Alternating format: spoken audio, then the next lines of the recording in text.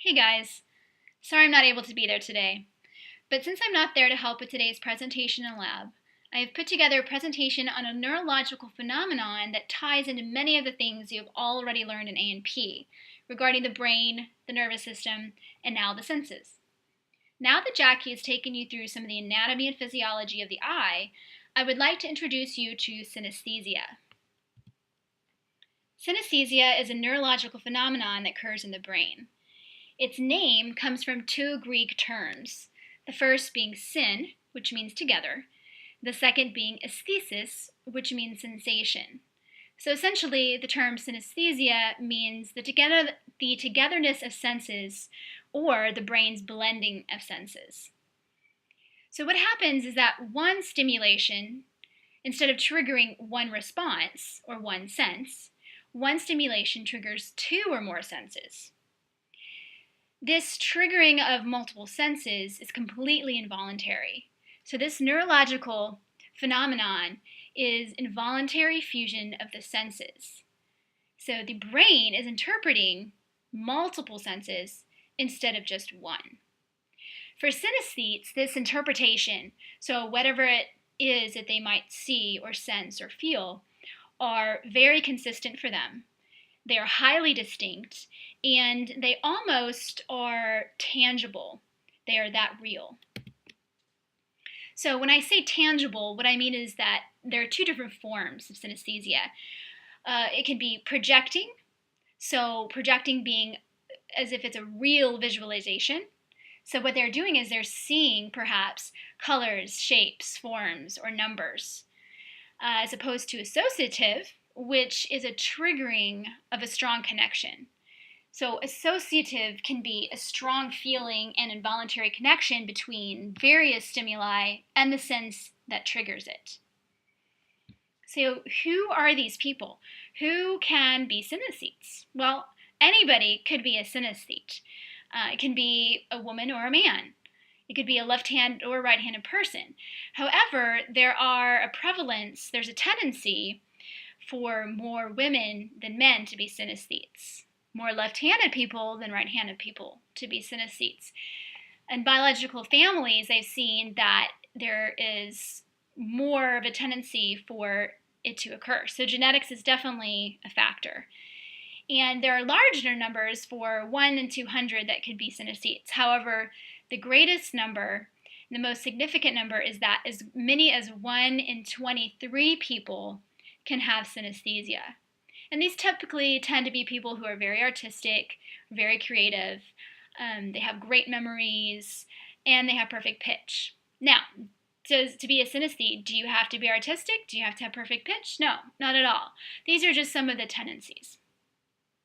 So to be qualified and classified as a synesthete, you have to have at least one form of synesthesia, something I'll discuss in the next slide. And as soon as you have one form, ironically, you have a 50% increase then of experiencing multiple forms.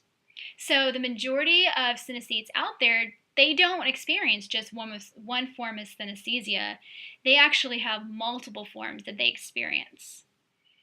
And for these people, for synesthetes, it's really fascinating because most of them are unaware that they have this condition until somebody points out the fact that, hey, I don't see colors when I hear letters or numbers.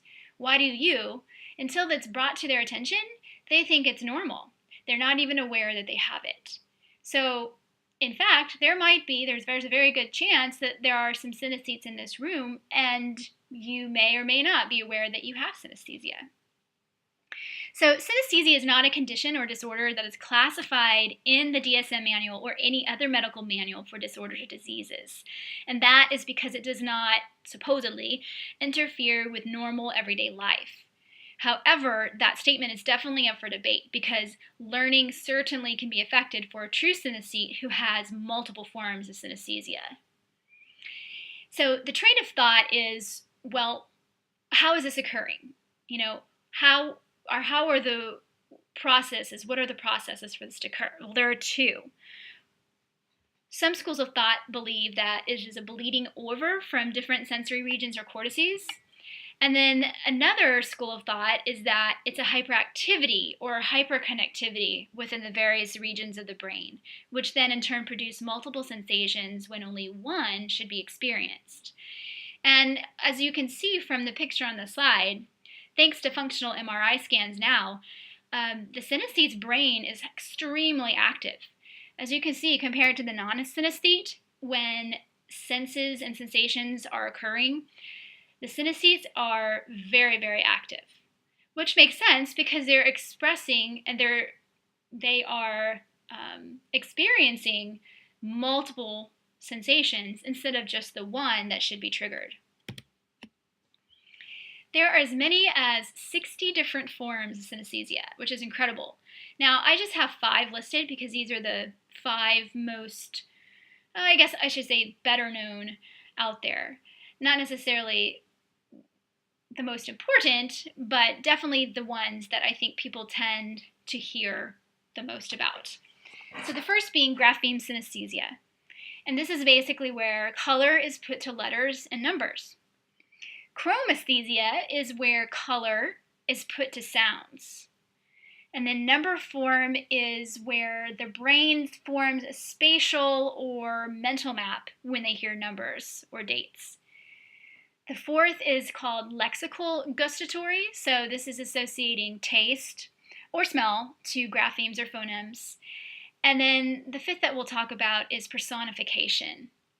It's also called OLP, and we'll discuss that more, but it's basically the gender association to a grapheme or phoneme. So the first, and certainly I think the most popular form of synesthesia that people have heard about, and a major form is called grapheme synesthesia. So for grapheme synesthesia, and really any forms of synesthesia, it's highly personal and unique to that person.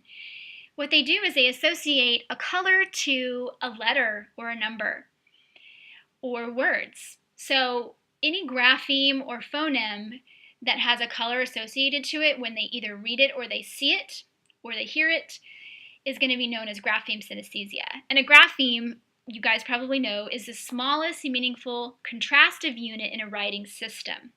Okay, so letters, numbers, small units. A phoneme is similar, but it is any perceptually distinct unit of sound in a specified language that distinguish one word from another. So this would then classify or fall into the classification of seeing a color when they hear a particular word. And as you can see, for some synesthetes, you have months, so days of the weeks, or months, so March, April, May, June. They all have their own very clear and distinct color. And every letter of the alphabet, every number is going to have a distinct color. So 5 will have its own, 2 will have its own, but then if they're doing math, 5 plus 2 equals 7, well, 7 looks yellow to some people, or it might look orange to another person. It's very unique. Chromesthesia is another major form of synesthesia, and very interesting to me because my sister is a synesthete, and her son is a synesthete, and it tends to run in our family. So what happens is when you hear sounds, in particular notes, musical notes, you have a light show that's occurring in your brain or in your mind. So each note or sound has a particular color, a very distinct particular color that you're seeing and you're sensing. Many famous singers and artists were synesthetes, and they basically, some have even put together light shows to present when they play their music. It's really fascinating. So another thing that can happen is that when you hear a sound, you might actually see a distinct pattern or shape. It doesn't necessarily have to be a color, or the note or the sound could just be a shape, like a square or a circle, or a pattern in their mind. So what I'm going to do for you is I'm going to play an example of what it means to be a chromesthete.